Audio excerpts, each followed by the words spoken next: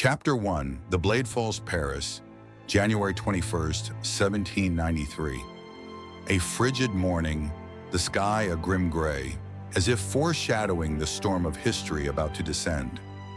Place de la Révolution, now known as Concorde, was packed with thousands of eyes fixed on a simple wooden platform at the city's heart, where a fearsome machine awaited. The guillotine, the symbol of a new justice, of burning rage, of a world tearing itself apart to be reborn. Drums rolled, their dry beat echoing like the heartbeat of a seething Paris. The crowd, from ragged tailors to once glamorous ladies of Versailles, stood shoulder to shoulder, their breaths mingling in the damp air. Some shouted in fury, others whispered prayers, and some merely watched, their eyes a mix of horror and fascination. All knew today a king would die. Louis XVI, once called King of the French, stepped onto the platform, a shadow of the monarch who had ruled a dynasty spanning 8 centuries. His plain clothes bore no trace of silken robes or glittering crowns, making him seem more man than monarch. His hair was disheveled, his eyes dulled by long nights of captivity and months of being crushed by the very people who once called him their king. Yet in this moment, he did not tremble. He stood tall, lips pressed tight, as if clinging to the last shred of royal dignity. "I am innocent," he shouted, his voice ringing out but quickly swallowed by the crowd's roars. "I die innocent, and I pray my blood does not curse France." His final words, desperate yet proud, briefly silenced a few in the crowd, but only for a moment. The drums rolled again. The guillotine's blade was raised, glinting in the dim winter light. Then in a fateful instant, the blade fell.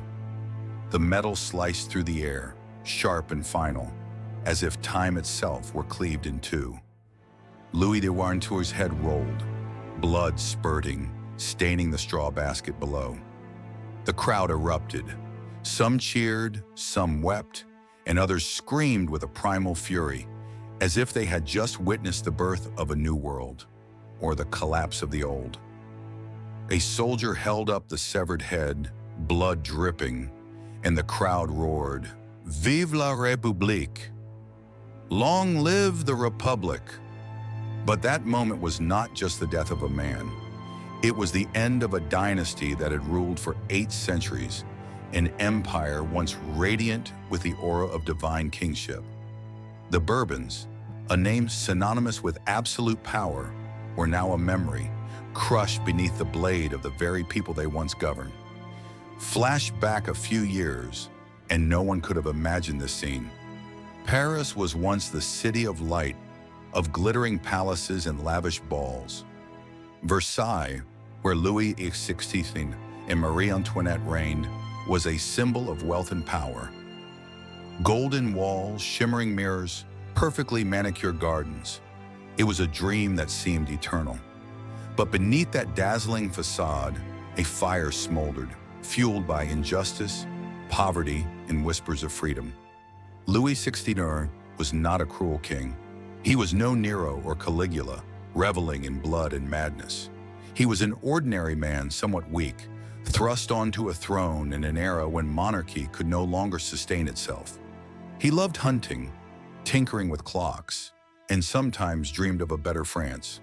But dreams were not enough. He lacked decisiveness, sharpness, and above all, the ability to see the storm approaching. Meanwhile, the people of Paris, blacksmiths, fishmongers, housewives, were starving. The price of bread, the humble staple that fed the city, soared beyond reach. Taxes crushed the poorest, while nobles and clergy lived in luxury, immune to suffering. The Third Estate, commoners, made up over 90% of the population, yet they had no voice, no power, no hope. Whispers began to spread. In dingy taverns and dark alleys, people spoke of dangerous ideas. Voltaire, with a pen sharp as a blade, mocked the ignorance of the ruling class. Rousseau, with fiery words, declared that man was born free and society had chained him. Montesquieu dreamed of a world where power was shared, not held by one man. Their books, pamphlets, and speeches were sparks falling on a field of dry grass. And then, the fire ignited. Back at Place de la Révolution, as Louis XVI's blood still stained the ground, a question hung in the air. What had led to this moment? How had a king, once beloved, become the enemy of his own people? How had a dynasty as solid as granite crumbled in just a few years? The answer lay in cracks that had formed long ago, cracks Louis XVI failed to see or chose to ignore.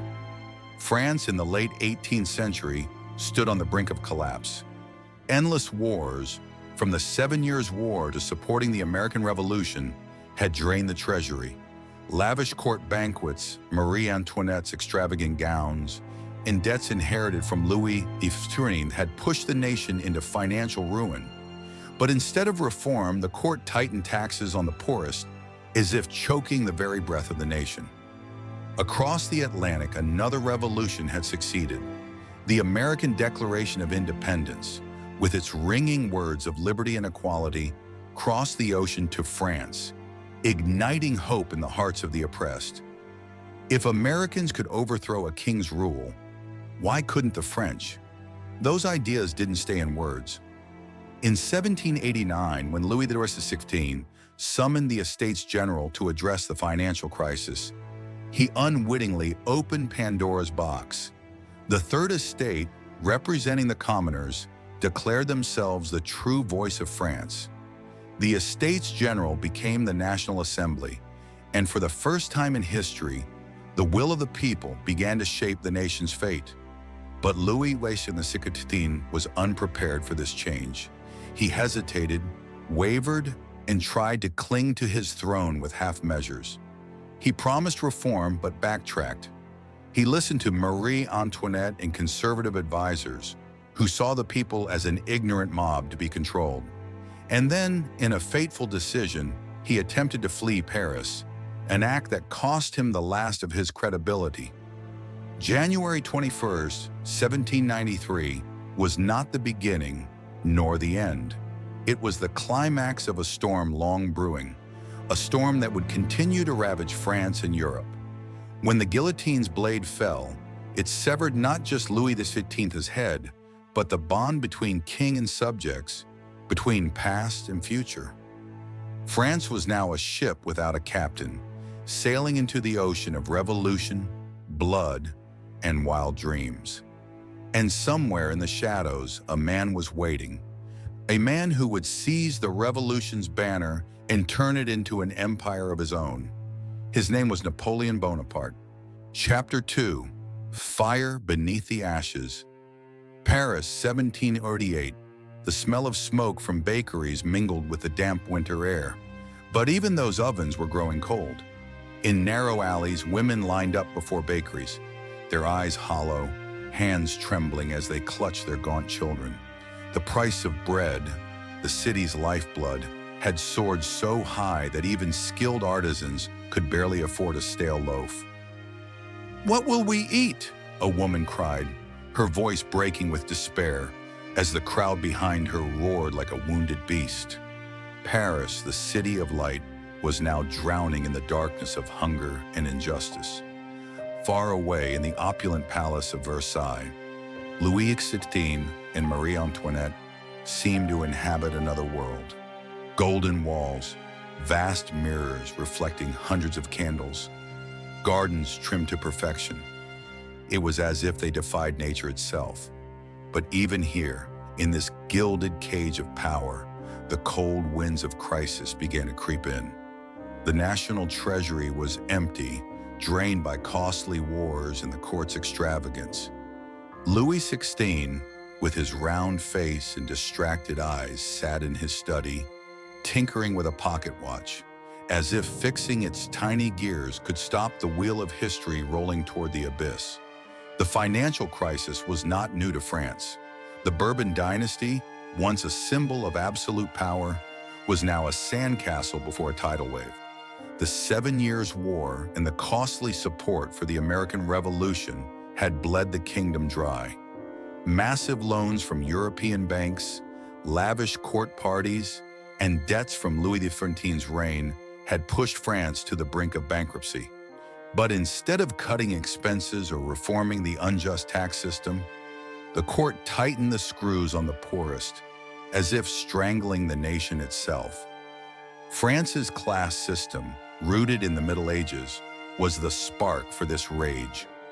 The First Estate, clergy, owned vast lands and grand churches, yet paid almost no taxes. The Second Estate, nobles, lived in splendid chateaux, exempt from taxes and profiting from peasants' labor. The Third Estate, commoners, made up over 90% of the population, yet bore every burden. They were the artisans, farmers, merchants, and laborers who sweated to feed the kingdom, but had no voice in its decisions. In Paris's dingy taverns, whispers grew louder. "Why do we pay taxes to feed the idle at Versailles?" a blacksmith muttered, clutching his beer. "Why must we starve so the king can build more palaces?" a street vendor shouted, eyes blazing. These words were not mere complaints. They were sparks, and Paris, with its alleys full of the dry straw of despair, was ready to ignite.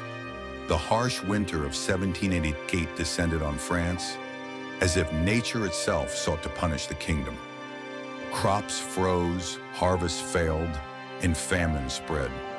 In the countryside, peasants ate grass and roots to survive. In Paris, riots erupted, with angry mobs smashing bakeries and looting food. The cries of starving children mingled with the screams of desperate mothers. "We don't want to die," they shouted. And in those words, a new idea took root. If the king could not protect them, perhaps they didn't need a king. In this darkness, another light flickered. The ideas of the Enlightenment were spreading from aristocratic salons to the city's grimy corners. Voltaire, with his razor-sharp wit, mocked the ignorance of the ruling class and clergy. Rousseau, with passionate prose, declared that man was born free, but chained by unjust laws. Montesquieu envisioned a government where power was shared, not hoarded by a king. Their books, though banned, were passed hand to hand in secret, read aloud by candlelight. They were seeds planted in fertile soil. Across the Atlantic, the American Revolution had triumphed. The Declaration of Independence, with its bold claims of life, liberty, and the pursuit of happiness, reached France like a gust of wind. French soldiers who fought alongside the Americans returned with tales of a land without a king, where people shaped their own destiny. If the Americans can rise against their king, why can't we? A tailor whispered in a tavern corner. Those words, small as they were the seeds of a great revolution. In 1789, desperate to resolve the financial crisis, Louis XVI summoned the Estates General, a body dormant for over a century. He hoped it would raise new taxes, but by opening this door, he unleashed a storm. The Third Estate, representing the commoners, arrived at Versailles with notebooks full of grievances. They didn't just want lower taxes or famine relief. They wanted a voice. They wanted power. The court, steeped in arrogance, dismissed them. Louis wavered, unsure whose side to take. On June 20th, 1789, a pivotal moment arrived. Locked out of their meeting hall, the Third Estate gathered in a nearby tennis court and swore not to disband until France had a new constitution. The tennis court oath was not just defiance, it was a declaration of war. The commoners, once invisible, declared themselves the true France. The Estates General became the National Assembly, and the people's will began to shape the nation. As the winter of 1788 faded and the spring of 1789 dawned, Paris was a pressure cooker ready to explode. Small riots grew frequent, revolutionary speeches echoed from street corners, and pamphlets calling for freedom circulated in the dark. Louis XVI in his palace couldn't see that he stood on a volcano's edge, but the people of Paris, with hearts full of rage and hope, were ready to set ablaze a kingdom. Chapter 3: The Fire of Freedom. Summer 1789, Paris burned, not with flames but with ideas, sharp, dangerous, and unstoppable. In grimy taverns, dusty market corners, and even elegant salons, people spoke of liberty, equality, and the right to shape their own fate. These ideas, once mere words on paper, were now torches passed from hand to hand, illuminating a kingdom shrouded in the darkness of injustice. On cobblestone streets, artisans, housewives, and young lawyers gathered, their eyes alight with a new emotion: hope. They were no longer mere subjects bowing before a throne. They were citizens, believing they had the right to decide France's future. But this fire didn't ignite on its own. It was kindled by the great minds of the Enlightenment, and now it was ready to burn down the remnants of the old regime. Years earlier, the ideas of Voltaire, Rousseau, and Montesquieu had seeped into every corner of French society. Voltaire, with his pen like a blade, mocked the ignorance of nobles and clergy, calling them parasites living off the people's sweat. His writings, though banned, were passed secretly, read aloud in dim rooms by candlelight. Use reason, he urged, and those words rang like a bell, waking a generation.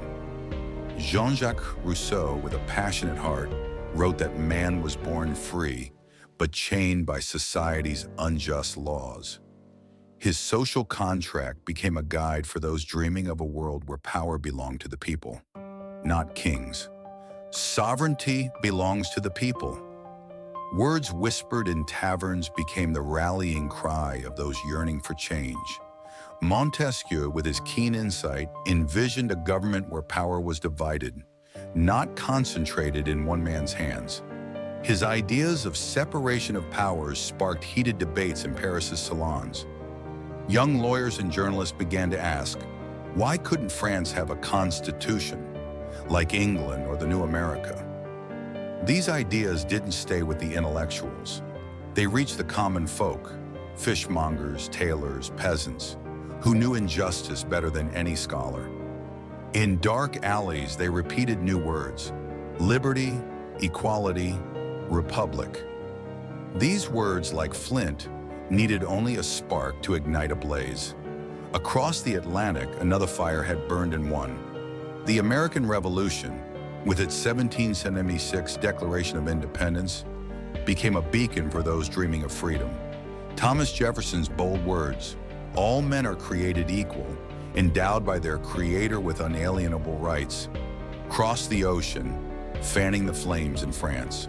French soldiers who fought alongside the Americans returned with stories of a land without a king, where people decided their fate. Those tales, told in taverns and forges, lit a spark. If Americans could overthrow a king, why couldn't the French? Amid poverty and hope, 1789 became a turning point. Louis XVI, cornered by the financial crisis, summoned the Estates General in May. For the first time in over a century, representatives of the three estates, clergy, nobles, and commoners, gathered at Versailles to discuss the kingdom's future.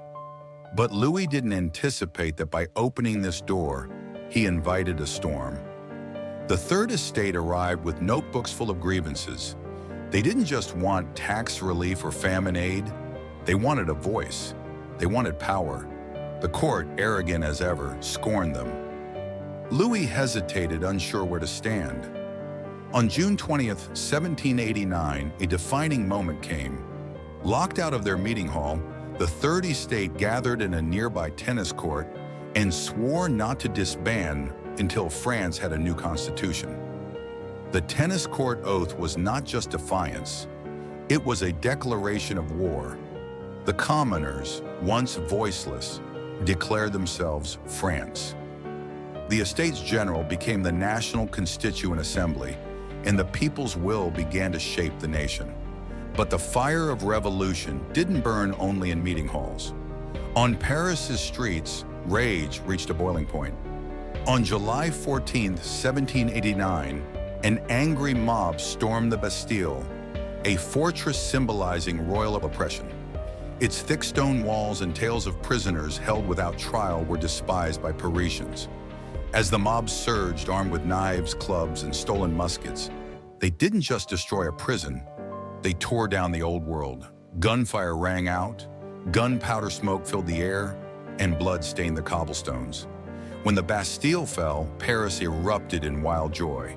The fortress's stones were torn apart, as if to erase every trace of the old regime. News of the event spread like wildfire, not just across France, but across Europe, making kings and nobles tremble. A Parisian, hands still stained with blood and dust, shouted, "We did it! The king is no longer everything." At Versailles, Louis XVI received news of the Bastille with a bewildered expression. "Is this a revolt?" he asked, voice trembling. A courtier replied, "No, Your Majesty, this is a revolution." He didn't fully grasp those words, but he felt the shift in the air. His power, once divine, was slipping away like mist in the sunlight. The people of Paris, empowered by the Bastille's fall, marched with tricolor flags, blue, white, red, symbols of a new France. But the fire of freedom, though radiant, was dangerous. It didn't just burn the old regime, it threatened to consume everything in its path, including those who had sparked it. Chapter 4. The Lost King Summer. 1791, Paris simmered like a storm about to break. The cobblestone streets, once alive with tricolor flags and victory cries after the Bastille's fall, now buzzed with suspicion and rage. The National Constituent Assembly, promising liberty and equality, was writing France's future, but societal cracks deepened.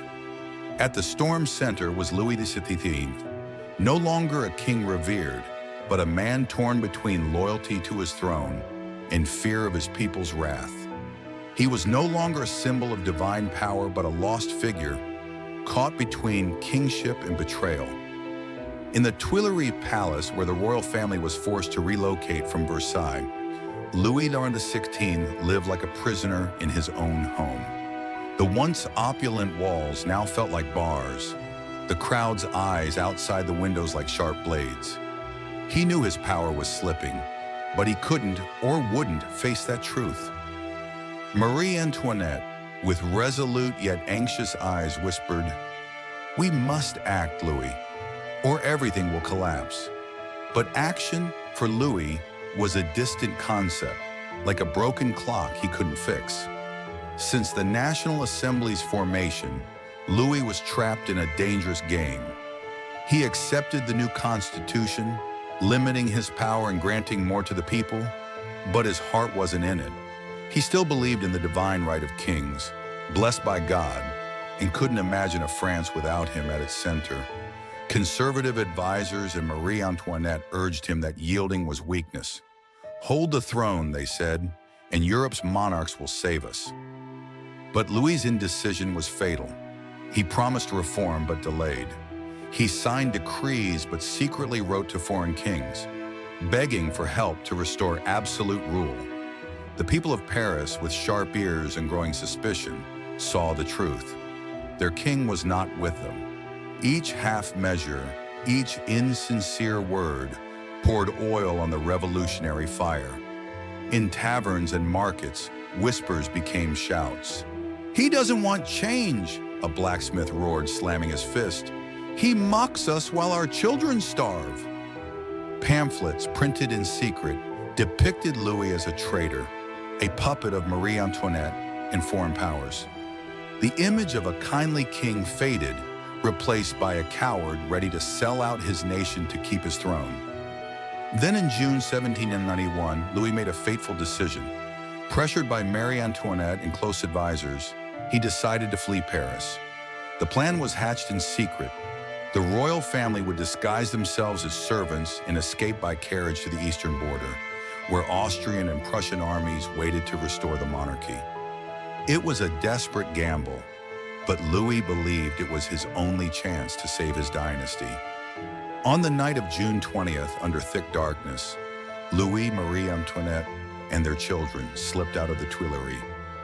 He wore plain clothes, a wide-brimmed hat hiding his face. Marie Antoinette, her golden hair tucked under a shawl, sat beside him, heart pounding. The carriage rattled over rough roads toward Varennes, where they hoped loyal troops would protect them. In that moment, Louis felt a spark of hope. Perhaps he thought he could reclaim everything. But fate had other plans.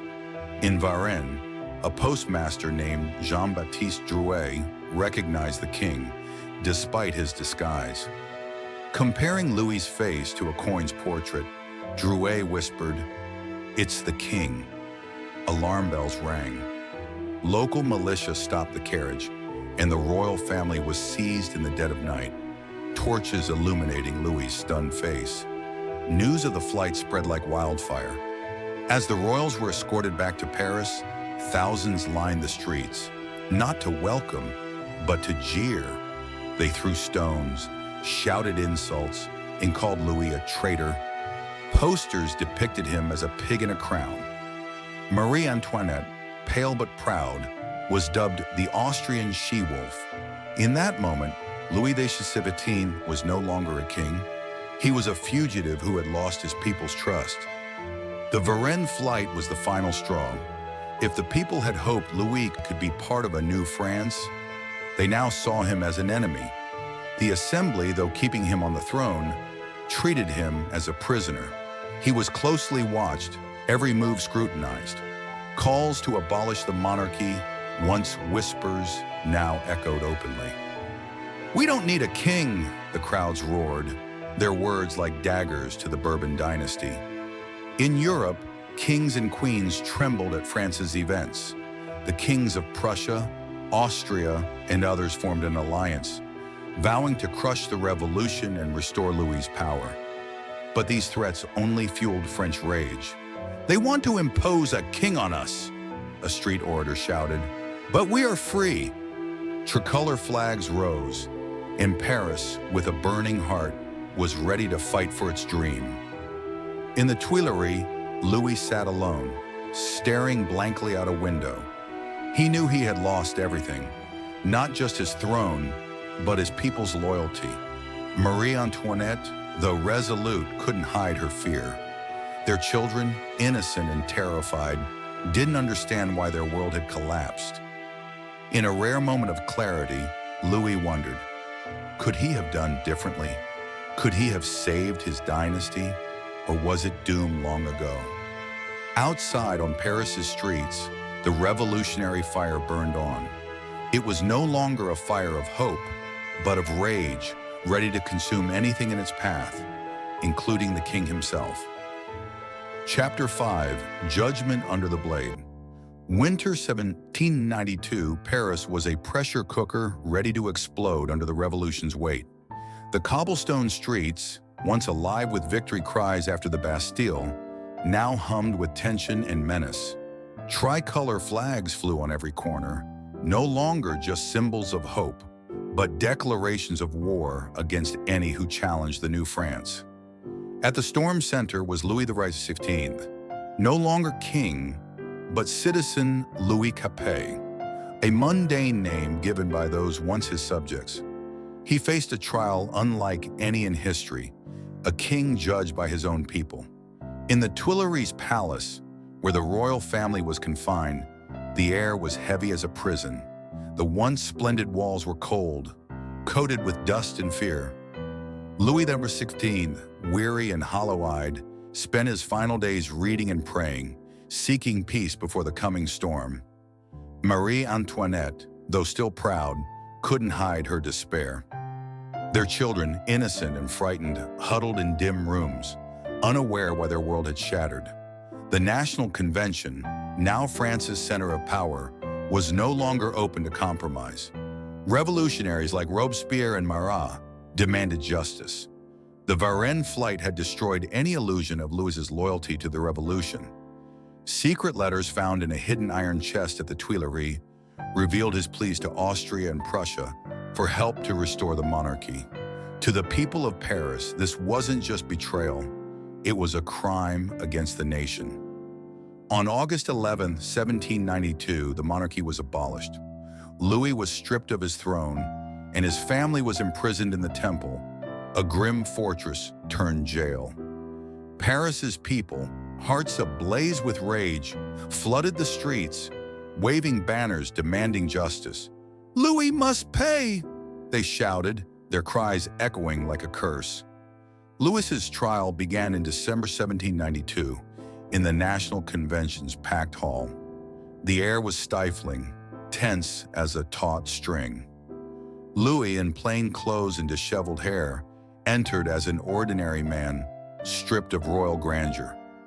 But to those present, he was a symbol of centuries of oppression, poverty, and injustice. Prosecutors led by Saint-Just and Robespierre charged him with treason, conspiring against the people, and aiding foreign enemies. Louis, his voice weak but steady, defended himself. "I never meant to harm the people. I only wanted the best for France." His words fell on deaf ears. The people who once knelt before him saw only a liar. Evidence, letters to Austria and Prussia, plans to flee, was read aloud, each word a hammer blow. The crowd outside, under cold rain, screamed for blood. The decision on Louis's fate was not easy. The convention was deeply divided.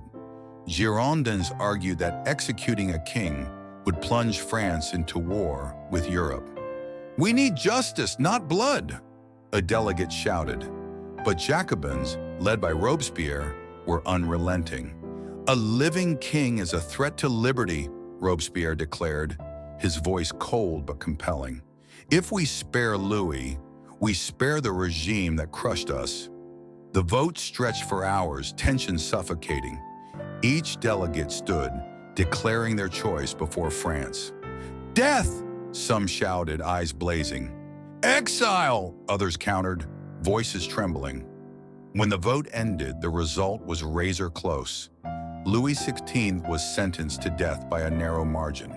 Cheers erupted outside, but inside a heavy silence fell. They had made a decision that would change history forever. January 21st, 1793. The Paris sky was gray, as if nature mourned. Place de la Révolution was packed. Thousands of eyes on the wooden platform where the guillotine stood, its blade gleaming like a warning. Drums rolled, relentless. Louis XVI was brought in a carriage, escorted by hundreds of guards. No longer a king, he tried to hold on to his last shred of dignity. Stepping onto the platform, he faced the crowd, once his subjects, and shouted, "I am innocent. I pray my blood does not curse France."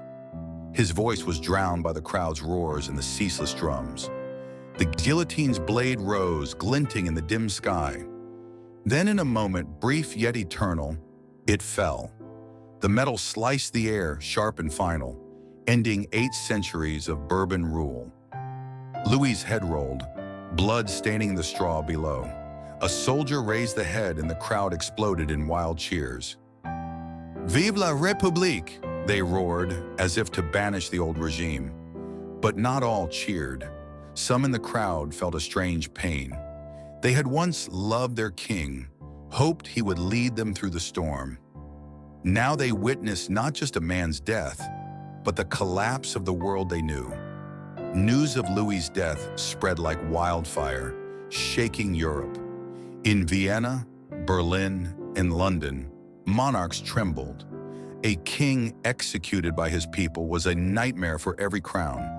The European Monarchs Alliance, already wary, vowed to crush France and stop the revolutionary fire.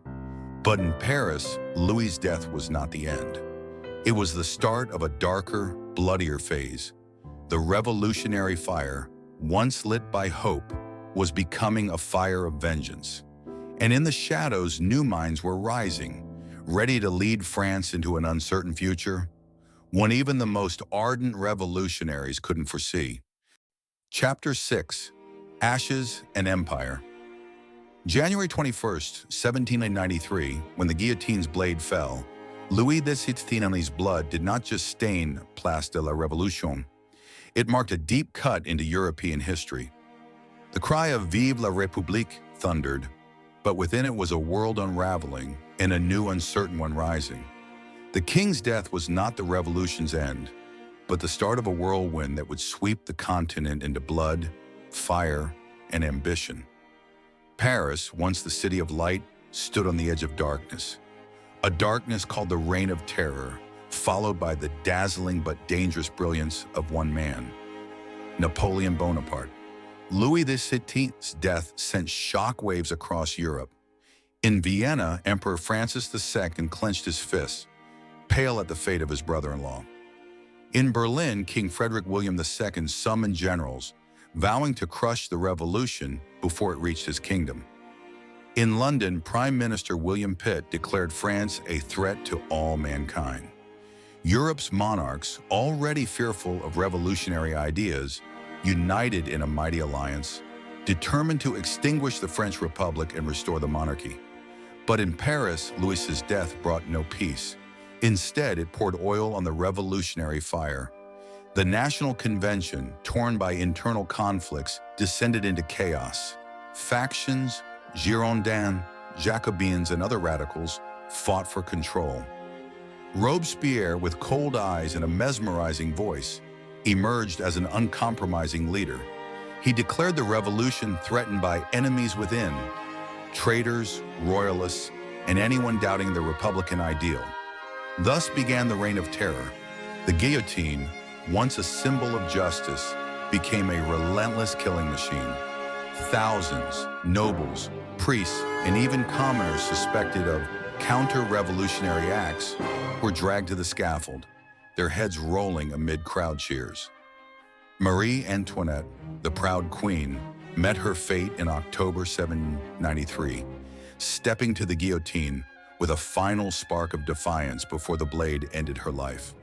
Paris, once dreaming of freedom, now drowned in blood, the stench of death seeping into its streets. The people once united by ideals lived in fear. Neighbors denounced each other. Whispers in the dark became death sentences. Who's next? Hung in the air, a shadow of the guillotine's blade. The revolution, sparked by hope, was devouring itself. But in this darkness, a new star rose. On distant battlefields where French armies fought Europe's coalition, a young man with sharp eyes and burning ambition made his name. Napoleon Bonaparte, a Corsican artillery officer, was no Parisian or fervent revolutionary, but he had what others lacked: military genius and a vision grander than the revolution itself. As the convention crumbled, Napoleon's victories against foreign armies made him a symbol of hope for a faltering France. In 1795, when the convention collapsed and the Directory took power, Napoleon was ready to seize the stage. His triumphs in Italy and Egypt made him a hero to the people. Paris, weary of blood and chaos, craved a strong leader who could restore order without losing the revolution's dream. Napoleon, with his cunning and audacity, saw his chance. On November 9, 1799, in the bold coup of 18 Brumaire, Napoleon overthrew the Directory and declared himself first consul. Within years, he transformed France from a chaotic republic into a mighty empire.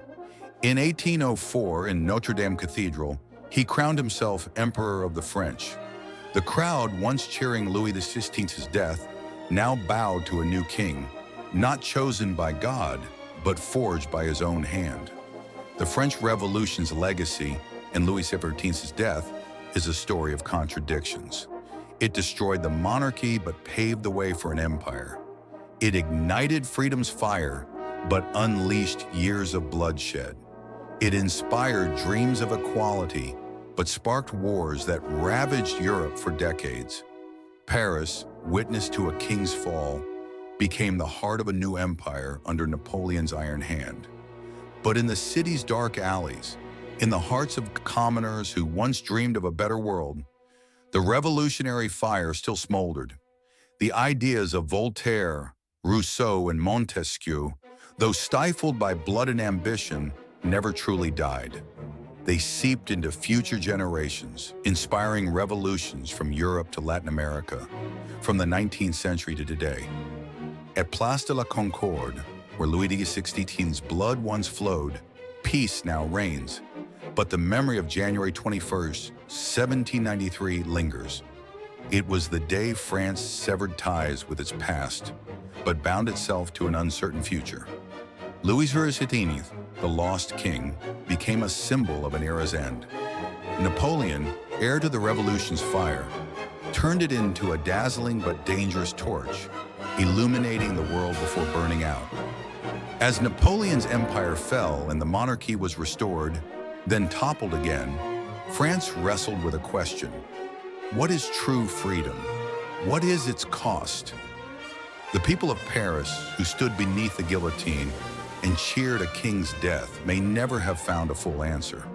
But they changed the world, and Louis XVI's death, though bloody, was the first step in that long journey. When dusk falls on Paris, the city of light finds itself again. But in its heart, the memory of the revolution, of blood, fire, and dreams, will never fade. The execution of Louis XVI on January 21st, 1793 stands as one of history's most pivotal and tragic moments. A stark collision between the old world of divine monarchy and the fiery dawn of revolutionary ideals. To me, this event is not just the fall of a king, but a profound symbol of humanity's relentless pursuit of justice, marred by its capacity for violence and extremism. Louis XVI, neither a tyrant nor a visionary, was a man caught in the tides of history, his indecision and inability to bridge the chasm between crown and people sealing his fate. The guillotine's blades severed more than his life. It cut through centuries of tradition, exposing both the promise and peril of revolution. The jubilation of the Parisian crowd, juxtaposed with the horror of regicide, reflects the duality of human aspiration, a yearning for equality and freedom, yet a readiness to embrace bloodshed to achieve it. This moment reminds us that revolutions, while born of noble dreams, often spiral into chaos when vengeance overshadows reason. The rise of Napoleon from the revolution's ashes only underscores this paradox. In tearing down one king, France paved the way for an emperor. To me, Louis's death is a haunting reminder that the path to change is fraught with moral ambiguity, demanding we weigh the cost of progress against the price of human lives.